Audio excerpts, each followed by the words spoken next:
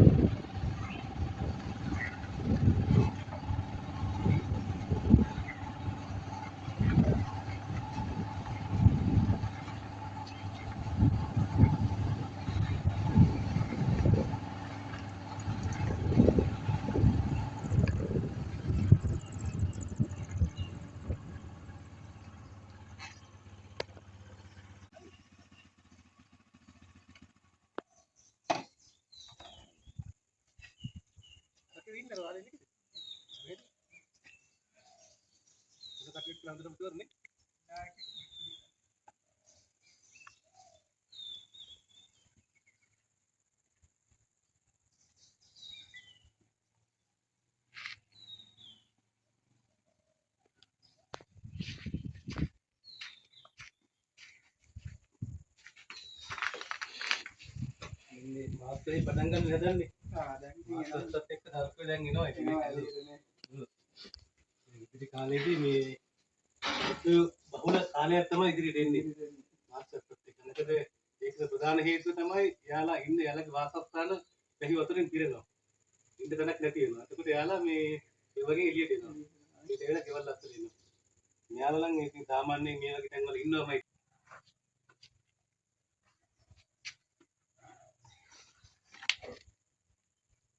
කුණ කට්ටිය තමයි ක්‍රියාශීලී සතෙක්. අපිට වෙනදා හම්බුන සතුන්ට වඩා පොඩ්ඩක් ක්‍රියාශීලී වැඩි මෙයාගේ.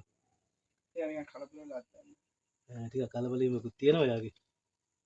මෙයාගේ දැන් 102ක් මරණ සිද්ධ වෙනවා මෙයාගේ. ඔව්. පොළොන් කුලේ සර්පෙක්නේ. ඔව්. පොළොන් තෙලිස්සා කියනවා. අපි ලංකාවේ ගත්තාම මේ උණකටු විශේෂ වර්ග 3ක් හම්බ වෙනවා. එක්කෙනෙක් තමයි උඩරට මූකලන් තෙලිස්සා කෙනෙක් කෙනා. අනිත් එක්කෙනා තමයි පහතරට මූකලන් තෙලිස්සා. ඉතින් අපිට මේ වීලි කලාපෙන් හම්බෙන එක්කෙනා තමයි මේ පොළොන් තෙලිස්සා කියන්නේ. තුන් දෙනාම එකම විස තමයි. ඉන්නර පොඩි වෙනස්කම් තියෙනවා. දැන් මෙයාලගෙත් මේ වීලි කලාපේ හම්බෙන කට්ටියගෙත් මේ පාට වර්ණ ප්‍රභේද 6ක් 7ක් විතර අපිට හම්බ වෙනවා. ඔව්. පාටත් වෙනස් වෙනවා. දැන් අපි ඉදාරංගි එක්කන මේ සුදු පාටයිනේ මේ බඩ පැත්ත වගේ සුදු පාට එක්කනේ ඉදාරංගි. දැන් මෙයා පොඩ්ඩක් කළු පාටයිනේ මෙයා. ඔව්. යා බං පැනලා දැක්කට තමයි කරන්නේ. යාලා ගොඩිය පිටිම පයින්නවා නේ. ගොඩිය පිටිම කියන්නේ එයා වකුටේලා ඒ වකුඩිච්ච ප්‍රමාණය ඉතරහැට පයින්නවා. අරගෙන ආවද බං උන්ට ආවරේ කියා. යාලගේ මෙයාට තමයි හම්බුනේ. පට්ටසි. මට හම්බුනේ. ඔව්. යන්න හදනවා. ඔය දීටි මෙයා. මගේ දෙහිකට වගේ තියෙනවා නේද?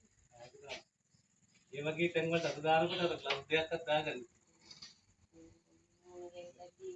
අද මෙයා උත්තරී සර්පෙක්නේ. ඔව් නේ. උත්තරී අයවනි ස්ථානයේ තියෙන්නේ මෙයා තමයි දැන්. දැන් ශ්‍රේණිගත කරත් මෙයා ඉතලා හිටියේ මේ මධ්‍යස්ථ විස සර්පෙක්. දැන් මෙයා උත්තරී 6 වෙනි ස්ථානයේ ඉන්නේ. මෙයා උනට ඔහොම කොට දාගෙන හිටතත් මම අත දාන්න අනිත් පැත්ත හැම නැත්තම් මට ගහයි. ප්‍රතිපුරම සර්ප දස්තුන් වලට මේවා කියන්නේ මෙයා තමයි. ඊළඟට පොළඟ. මෙයාට කරදර නොවුනත් මෙයා ගහනවා. ගහලා. ඒකනේ හේතුව තමයි ඒක ලොකු වැදගත් ප්‍රශ්නයක් ඇහිවි. මෙයා පොළොංකුලේ සර්පයෙක්නේ. පොළොංකුලේ සියලුම සර්පයන්ගේ තියෙනවා මෙතන උළුවේ ඉස්සරහ පොඩි සිතුරු දෙකක්. තාප සංවේදී සිතුරු දෙකක්. ලෝරියල් සිතුරු කියලා කියන ඒවට. ඒකෙන් තමයි මේ යාලා ගොදුරු හොයාගන්නේ. රාත්‍රී කාලේ ඉඳලා ඕන වෙලාවක ගොදුරක් හොයාගන්නේ ඒකෙන් තමයි. මොකද කෙනෙකුගේ උණුසුම ඒකට දැනෙනවා. එතකොට සාමාන්‍යයෙන් ගොදුර යාට පෙනෙන්න ඕනේ නැහැ. ඒ උණුසුම එන දිශාවට එයා දෂ්ට කිරීමක් කරනවා. ඒක තමයි වෙන්නේ. එතකොට මිනිස්සෙක් වෙන්නත් පුළුවන්, වෙන සතෙක් වෙන්නත් පුළුවන්. එයාට ඕනම සතුන්ගේ මේ මෙතන තියෙන ඔළුව ඉස්සර අපිට සිදුරු දෙක. ඒකට දැනෙනවා. දැනෙච්ච ගමන් එයා ඒ ප්‍රදේශයේ ඒ අර මේ ගක් කරේ කුණුසු මාපු ප්‍රදේශය තියෙනවානේ. ඒ ප්‍රදේශයට එයා හැරලා පුස්කාලහම පොළගත් එහෙම තමයි. පොළගාගේ තියෙනවා කියන්නේ පොළොංකුලේ සියලුම සත්තුන්ගේ තියෙනවා. ඒ ඊට අමතරව පිඹුරගෙත් තියෙනවා. දැන් පිඹුරත් ගොදුරු හොයාගන්නේ එහෙනේ රැයට ගිහිල්ලා. රැයට ඇප්පිනීමෙන් නෙමෙයි යාලා හොයාගන්නේ අර ඇඟේ තියෙන උෂ්ණත්වය අර ගොදුරේ තියෙන උෂ්ණත්වය නිසා තමයි යාලා රැයට ගොදුරු හොයාගන්නේ. මේ පිඹුරෙක් ඉන්නවා මේ කෑල්ලේ. සාමාන්‍ය අඩි 15 විතරයි පිඹුරෙක් ඉන්නවා. දැස්සේ නැත්තම් වල පාරක් තිබ්බා පිඹුරෙක් කියලාම තමයි. පිඹුරෙක් ඉන්නවා මේ කෑල්ලේ. විශාල පිඹුරෙක් ඉන්නවා. සාමාන්‍යයෙන් කියන්නේ මේ ලොකු බල්ලෝ වගේ කිල්ල පුළා තරම් පිඹුරෙක් ඉන්නවා. ඒ වගේ තමයි පාර දෙන්නේ. ඔව්. ඌගේ තනි කෙලින් පාර. ඔව් ඒ පිඹුර යන්නේ එහෙමනේ.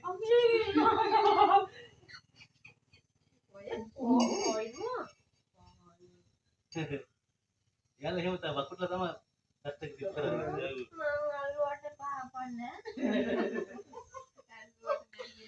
ඔලොන් තිලිස්සා. දැන් අපේ හිටිය තරපය අපිට 14 දෙනයි හිටියේ ලංකාවේම 114 දෙනා හිටියේ. 114 හිටියේ. ඒ දැන් ඊයේ පෙරේද ආයෙත් තරපයක් හොයාගත්තා. දැන් 115ක් ඉන්නවා. ඒත් මේ හාල්ගලු විශේෂයක් වරන් දෙනවා. එයා ලංකාවට ආවෙනික හාල්ගලු විශේෂය. එයා අපේ පැත්තේ නැද්ද? මෙහි නෑ. ඔය මොණරාගල පැත්තේ හරි කොහෙන්ද තමයි හම්බෙලා තියෙන්නේ. තාම ඉතින් මෙහි හම්බෙලා තමයි මෙහි අපිට හම්බෙන්න පුළුවන්. ඔව්. තවත් හොයාගත්ත සර්පය ඕන තරම් ඉන්නවා තමයි. ලංකාවේ ඕන තරම් ඉන්නවා. හැමදාම පරීක්ෂණ මට්ටමේ ඉන්නේ සර්පය ගැන. ගෑනු සතෙක්ද පිළිම සතෙක්ද කියලා එහෙම.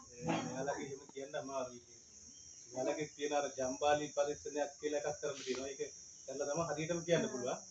මෙයා ඉතින් මේ සාමාන්‍ය හොයන්න අමාරුයි. පාටින් හොයන්න පුළුවන්. බෑ පාටින් හොයන්න බෑ. බෑ පාටින් එකෙන් එහෙම හොයන්න බෑ. ඔය ඔයිට වඩා මේ මහත්ින් අඩු ඊහෙටිකුත් ඉන්නකතර මම කෝපෙට දාලා හොදනවා ටික. එහෙම නෙමෙයි. අතන පැත්තට කුණ කටු විශේෂ කීපයක් ඉන්නවනේ. වර්ණ ප්‍රභේද 6කට වඩා ඉන්නවා මේ අපේ ලංකාවේ. ඉතින් මේ කහ පාට ඉන්නවා, රතු පාට හොරු ඉන්නවා, තැඹිලි පාට හොරු ඉන්නවා, සුදු පාට හොරු ඉන්නවා. මේ වගේ පාටට මීටට තව තද කළු පාටක් තියෙනවා. ඒක තමයි. ඒක ප්‍රමාණ වලින් ඉන්නවා ඉතින්. දැන් මෙයාලගේ මේ පැටව් ඉන්න කාලේ නෙමෙයි. පැටවුත් ඇවිල්ලා ඉවරයි දැන් මේ කාලේ පැටව් දාලා ඉන්නේ. චූටි පැටවුත් හම්බෙන්න පුළුවන් සාමාන්‍ය පොඩි පැටව්. නාගයන්ගේ දැන් පැටව් වෙන කාලේ මේදී. ඒ කාලේ. ඔව්. දැන් මාස්ටර්ස්ට පටන් ගන්නකොට එයාලගේ විතර පුපුරලා පැටව් ඉල්ලගෙන. මෙයාලා පිටරද? එයාලා පැටව්. පැටව. එයාලා පැටව්. සාමාන්‍යයෙන් මේ පොළොන් කුලේ ඒ කියන්නේ වයිපරිඩි ෆැමිලි එකේ සියලුම සත්තු පැටව් දාලා. එතකොට යාලා ඒ පුදුම ගමක් අත්තු වෙලම ආහාරයට ගන්නවද? ඒ කියන්නේ දැන් මෙයාගේ පැටියට කන්නද? අන්න මෙහෙමයි. දැන් මෙයාලා සංසර්ගයේ ඉදුණට පස්සේ මෙයාලගේ ඩිම්බ ඇතුලේ මෝචනය වෙනවා. ඩිම්බ මෝචනය වෙලා ඇතුලේ පැටියෙක් හැදෙනවා. බඩ ඇතුලේ. කියන්නේ විස්තරයක් හැදෙනවා. අර කවච අර කැල්සියම් කටුවක් නැතුව ඇතුලේ නිකන් කව නිකන් අර කේස් එක වගේ එක කටුස්කන්ධි වගේ විස්තරයක් හැදෙනවා. ඒ විස්තරේ මාස දෙකක් විතර වගේ බඩ ඇතුලේ පෝෂණය වෙනවා. පෝෂණය වෙලා තමයි ඊට පස්සේ පැටියෙක් තමයි බිහි කරන්නේ. ඒතකොට මේ පැටියා බිහි කරාට පස්සේ මේ පැටියා අම්මගේ බඩේ ඉන්න කාලෙදී ඉඳලම අර පෝෂණය අරගෙන තමයි එළියට එන්නේ. ඒතකොට ඒ පෝෂණයෙන් එයාට මාසයක් විතර වගේ ජීවත් වෙන්න පුළුවන්. ඉතින් පස්සේ තමයි ආහාර හොයාගෙන යන්නේ. මාසයක් විතර ඉතියි. සියලුම තර්පෙන්ගේ එහෙම තමයි. දැන් නාගයෙක් වුණත් විතර වලින් පැටව එළියට ආවත් ඉතින් ආපු ගමන් එයාලා ආහාර හොයාගන්නේ නැහැ. හොයාගෙන යන්න බෑ පොඩිනේ. එයාලා විතරේ තියෙන අර ඒ පෝෂණයෙන් තමයි ටික කාලයක් ජීවත් වෙන්නේ ඉතින්. ඊට පස්සේ තමයි පරණ දෙනුනට පස්සේ තමයි ආහාර හොයාගෙන යන්නේ. සියලුම සර්පයන්ගේ එහෙම තමයි. දැන් වෙන සතෙක් නම් දැන් පූසෙක් ගෙනන් බල්ලෙක් වගේ නම් එයාලා අම්බිච්ච ගමන් කිරි බොනවා. මෙයාලගේ එහෙම නැහැ. අනිත් එක මෙයාලා මේ අම්මා පස්සෙන් යන්නෙත් නැහැ. අම්මා එක්කන් ගිහලා කෑම හොයලා දෙන්නෙත් නැහැ දුස්සත්තු වගේ. පැටව බිහි කරාට පස්සේ එයාගේ ඩියුටි එතනින් ඉවරයි. ඊට පස්සේ එයා හිටියද නැද්ද කියලා මේ ආයෙ හොයන්න බලන්නේ නැහැ. එයාලා සවාදීන යනවා අම්මා සවාදීන යනවා ඉතින්. ජීවත් වෙන එක ජීවත් වෙනවා නැති එක්කලා ඉතින් මැරලා යනවා. එයාගේ හරි වේගවත් දර්ශනයක් තියෙන්නේ. ස්ප්‍රින්ට් බයිට් කියලා එයාගේ බයිට් එකට කියන්නේ. සරල දර්ශනයක් කරන්න පුළුවන් එයාගේ. දැන් මේකේ ලොකු උෂ්ණත්වයක් නැහැ නේ මේකේ. ඒ නිසා මෙයා මේ දැන් ඉවරලා බලනවා මොකද්ද කියලා.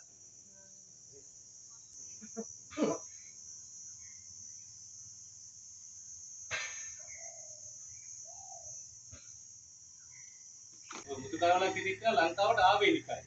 ශ්‍රී ලංකන් කොමන් ක්‍රේක් කියලා තමයි යාට කියන්නේ. ඒත් එයා ලංකාවට ආවේනිකයි. අපි මේ වීලි කලාපේ ඉන්නේ තෙල් කරවලා කියන කෙනා. තෙල් කරවලයි මුතු කරවලයි තමයි අංක 1යි අංක 2ටයි ඉන්නේ. කර කියන්නේ එයාලා එහෙම දස්ත කිරීමක් කරන්නේ නැහැ. එයාලා හරි කම්මැලි දස්තු. එයාලට මේ මොකක් හරි කිරිහරයක් වුණොත් තමයි එයාලා දස්ත කිරීමක් කරන්නේ. අනිත් එක මේ එයාලා රාත්‍රී කාලේ තමයි එළියට එන්නේ. එයාලගේ තියෙන ලොකුම ගැටලුව තමයි දැන් මේ සතෙක් දෂ්ට කරොත් අපිට වේදනාවක් දැනෙනවා. නයෙක් දෂ්ට කරොත් වේදනාවක් දැනෙනවා. ඒ වෙලාවෙම අපිට ඒක ප්‍රතිඵල දැනෙනවා. මෙහෙන් කනකොට මෙහෙන් ගින්දර විදියටම දැනෙනවා. නමුත් තෙල් කරවලේ කුදු කරේක් දෂ්ට කරාම අපිට කෑවද කියලාවත් දැනෙන්නේ නැහැ. කඩියක් කෑව තරම්වත් දැනෙන්නේ නැහැ. ඒ චූට් ළමෙක් ඉඳ එයාට දැනෙන්නේ නැති කඩියක් කෑව වගේ.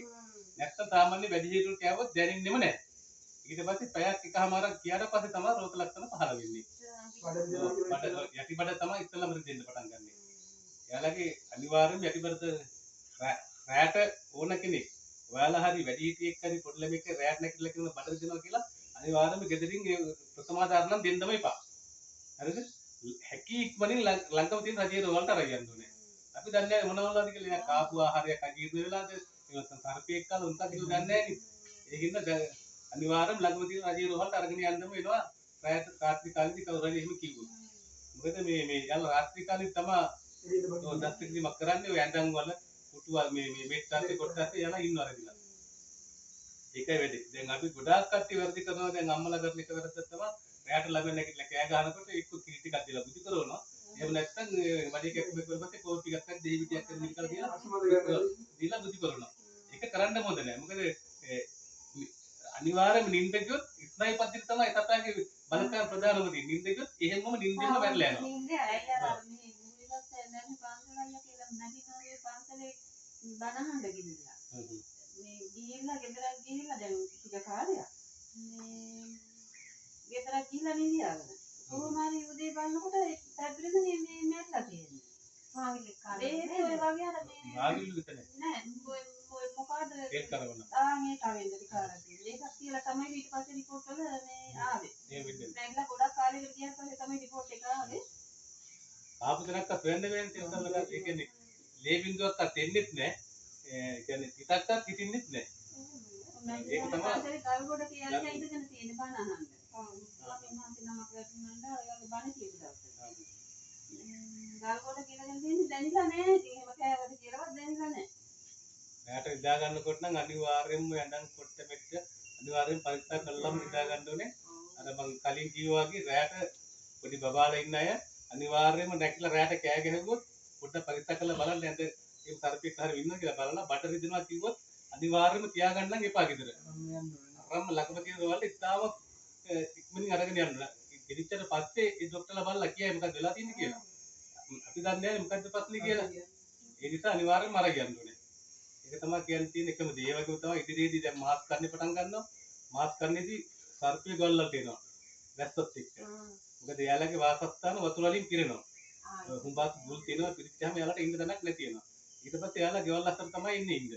ඒක අනිවාර්යයෙන්ම ඉදිරියේදී බොහොම පරිස්සමෙන් ගෙවල් වල ඉඳලා බොහොම පරිස්සමෙන් ඉන්න ඕනේ. රැට එළියට බහිනකොට ටෝච් එකක් කරා යන්න ඕනේ. ගෙවල් වල අර දොරවල් අස්සේ ඉඩස් තියෙනවා නම් ඒවට මොනවද ඉර කළා ඉදා ගන්න. ඔව් ඒ වගේම ආධාරක වහල පිටුවල හේතු කරලා කියන්න එපා. ඔහොම ලී හේතු කරලා ඉතින් මම හේතු කරලා දෙනවා. ඉවදිකේ තත්ත්වයක වලට තියෙනවා. වහලට අතුපාත් කරලා දෙනවා නම් ඉවත් අනිවාර්යෙන් කපල ඉවත් කරන්න.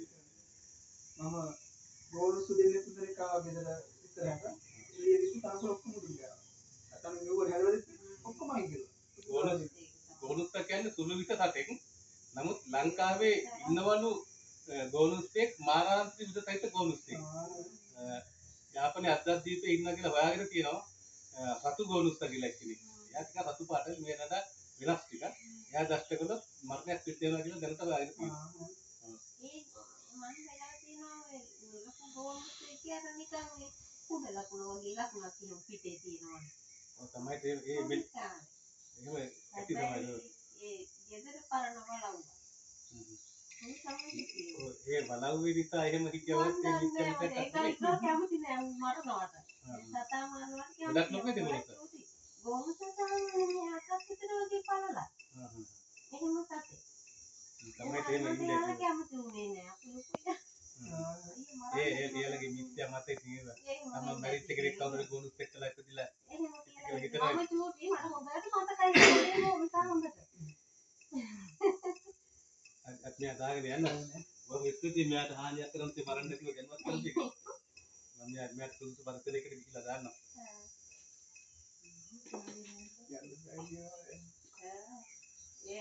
දැන් දැනුවා අරගෙන ලා ගන්නකොට තව කෝඩුවක්වත් ගන්න වෙයිද? ඕනේ නෑ. එයා යනික් කෙනා මෙහෙ ඉන්නවද? ඉන්නවත් ඇති සමහර විට නේද? බයින්ද. අය මෙතන ගානක් නෑ ටයිල් එකේ තියනවා. ටයිල් එක යනවා. දැන් ගැරන්ටින්ට වගේ යන්න බෑනේ 9 ටයිල් එකක් අනදා වගේ වේගෙන් යන්න බෑ. වේගවත් ගමනක් නෑ ඉතින් යන්න පුළුවන්. යන්න පුළුවන් නේ. ඔව්. ඉස්සල යනවා. මේකට මේ වගේ 10ක් දෙන්නේ. හරි අපි යනවා. දැන්